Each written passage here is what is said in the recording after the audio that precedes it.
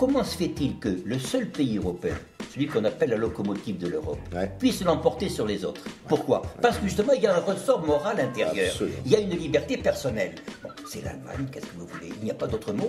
Il n'y a pas. Que ce soit une Allemagne grande, comme vous savez, comme dans les accordéons. Vous savez, regarde, dans Wagner, par exemple, on dit Brabant, c'est un Lohengrin. Brabant, vieille terre allemande. Bon, on le sait. On sait très bien que c'est que quand on parle du Plattdeutsch, bon, on parle également de la langue flamande. Je veux dire qu'il y a un espace. Et Marine a dit quelque chose, je crois, contre l'Allemagne qui t'a choqué. Oui, à propos justement de ce qu'on appelle l'occupation. Oui. Tu parles les gens ont cru qu'elle parlait de l'occupation musulmane en voyant les prières de rue. Mais ça est expliqué à la radio, une radio privée, on dit israélienne. Enfin, qui était traduite en hébreu. Oui, enfin, je ne sais pas. Enfin, disons oui, ça a été traduit en hébreu. Traduit en hébreu. Eh bien, elle a donné comme exemple d'occupation très sérieuse le fait que les Allemands avaient la maîtrise de l'euro. Alors que tout le monde sait que c'est Mitterrand qui est allé dire à Kohl, nous acceptons l'unité allemande à condition que vous nous aidiez justement, car il n'y aurait pas l'euro, notre pays serait beaucoup plus bas que la Grèce. Voilà, absolument. Et je crois d'ailleurs encore un mensonge de Marine. Et alors Marine, tu ne crois pas qu'elle est dans une espèce de néoconservatisme européen? Si, c'est tout à fait le cas. C'est-à-dire que elle est semi-bouchien. Je crois que le père n'avait pas une ambition proprement politique. Il avait une ambition personnelle, c'est-à-dire qu'il voulait, disons, laisser un message autour de lui, exprimer un certain mécontentement. C'était, disons, une grande figure. C'est vrai, je ne sous-estime pas ce qu'a pu faire Le Pen, mais c'est égal. Moi, je dirais que c'était surtout un auteur, voyez. Quant à sa fille... Attends, je te coupe une seconde. Il se disait tribun de la plèbe, mais le tribun de la plèbe n'a jamais gouverné à Rome. Il n'a jamais gouverné à Rome. Le tribun de la plèbe, c'est simplement celui qui recueille l'opposition et qui le dit et qui le clame. Et il a d'ailleurs une fonction sacrée à Rome, tu le sais bien. Et il ne prend pas le pouvoir. Il ne prend pas le pouvoir. Son but, il l'a dit d'une certaine façon, Le Pen, ça. Je ne veux pas prendre le pouvoir. En disant je suis un tribun de la plèbe, ça veut dire je ne veux pas devenir président de la République. Celui qui l'avait compris, c'était Mitterrand. Mitterrand disait de Le Pen que c'était un des derniers personnages de la 4e République, comme lui, voyez. C'est ça. Et ils s'entendaient bien d'ailleurs. Ils s'entendaient très bien. Quand ils se voyaient au bar. Mais je crois que la fille, la fille, tout le monde le sait, a un compagnon qui est un homme de chez moi, enfin comme de chez moi, qu'on peut dire. Louis Alliot. Et Alliot est connu, bien sûr, pour... Disons qu'il en rajoute beaucoup sur ses ancêtres. Sur ses ancêtres, et tout le monde il se complaît dans le fait de le répéter. Et je crois que c'est lui qui est véritablement le dirigeant de l'affaire. Ce que veulent ces gens, c'est participer au pouvoir. C'est ça.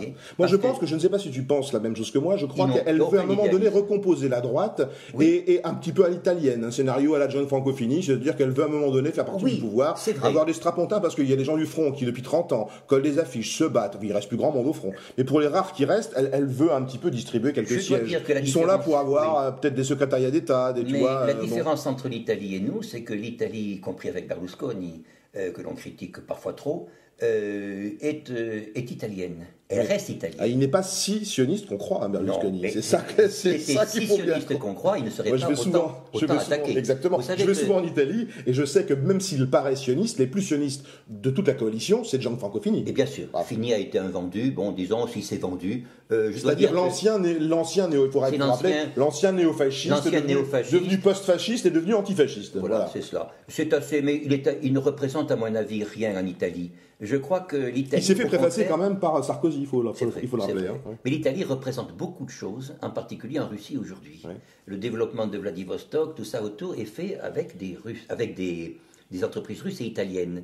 Et je dois dire que même dans ce qui se passe en Libye aujourd'hui, il y a d'ailleurs une sorte de mouvement contre l'influence italienne. Je dois dire que la dénonciation, par exemple, des combines sur l'affaire de Benghazi, sur cette sorte de mouvement qu'on dit révolutionnaire, qui est en fait dirigé par l'ancien ministre de la Justice, et qui avait été compromis, je crois, dans l'affaire des Bulgares, etc. L'autre, c'est le ministre de l'Intérieur. Bon, tout ceci a quand même été dénoncé par les services secrets italiens. Oui, exactement. Et je dois dire que l'Allemagne, de ce point de vue, a joué un rôle remarquable, puisqu'elle est neutre. Mais nous savons pourquoi elle est neutre.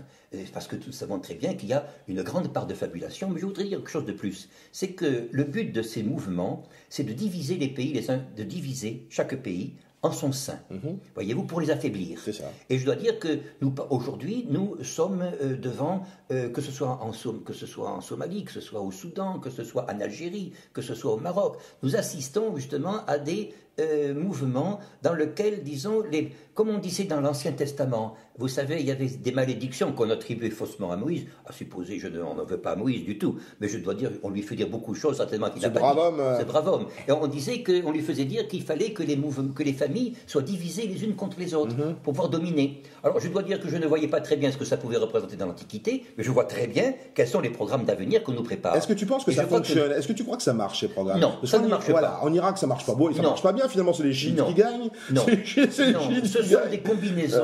En Afghanistan, bon, il ne se passe rien, ils n'organisent rien. Hein, c'est ça, voilà. Sans avenir. Ça ne fonctionne pas, finalement. Leur plan ne fonctionne pas. Leur plan ne fonctionne pas. Ils sont à bout de souffle. Disons qu'ils essaient de, comme une machine qui ne peut pas démarrer, ils essaient de reprendre à chaque fois, vous voyez, leur souffle. Et ils l'ont essayé d'ailleurs en Côte d'Ivoire, vous voyez. Oui. Et je dois dire que la nature, comme toujours, l'emporte sur les combinaisons artificielles. Et je dois dire, malheureusement, ces reprises se font avec, disons, des moyens militaires qui nous acheminent, à mon sens, vers une confrontation beaucoup plus large. Oui. Car je ne crois pas que des pays comme la Chine, comme la Russie, quelle que soit la mafia qui règne, voyez, soutenue par les États-Unis, je ne crois pas que, au bout du compte, dans un avenir moyen, voyez, à moyen terme, ils puissent supporter ce genre de désordre organisé. Encore faut-il qu'en Russie, par exemple, ils réussissent à un moment donné que le clan Medvedev ou le clan Poutine réussissent à se mettre d'accord, ou alors à renverser, l'un renverse l'autre. Il risque d'y avoir un coup d'État dans 6 mois, 1 an peut-être en Russie. À mon avis, je crois que la Russie compose avec les États-Unis, mais elle voit les limites de cette composition. Et qu'il y a quand même une nécessité de développement et de survie.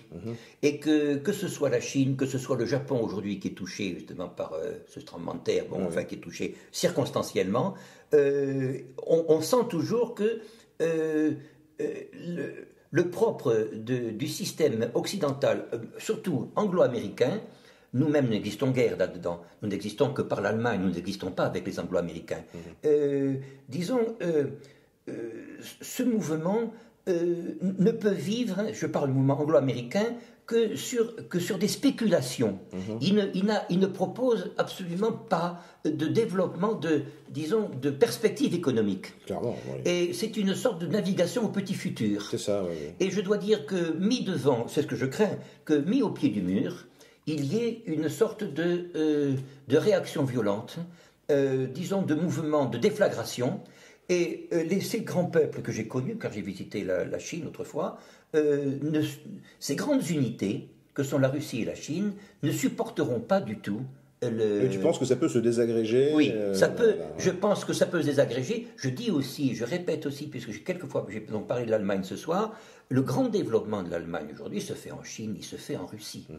Tous les pays, les anciens pays qu'on appelle l'Allemagne de l'Est, en fait l'Allemagne centrale, disons, se sont développés et on a à l'intérieur de la Chine, justement, un grand bénéfice.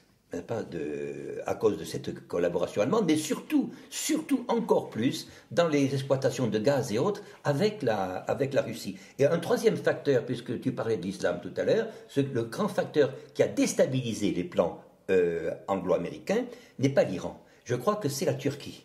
Car la Turquie, finalement, est redevenue ce qu'elle était autrefois. C'est-à-dire que la phase de Mustafa Kemal... Elle commence à s'effacer. Oui. Et que la Turquie... Elle commence à avoir une conscience ottomane. Et cette conscience ottomane... Qui inclut Israël, du coup. Qui inclut Israël, bien sûr. Et je me rappelle très bien ce que disait Abdulhamid, qu'on a présenté ici comme le Sultan Rouge. Il a dit, pour donner la Palestine, il faudra attendre que je sois mort pour découper mon corps, vous voyez. Mais je dois dire que c'est surtout la plongée de la Turquie vers l'Asie centrale, comme d'ailleurs de l'Iran vers l'Asie centrale, qui est, je crois, un des facteurs les plus inquiétants pour ce monde, justement, anglo-américain.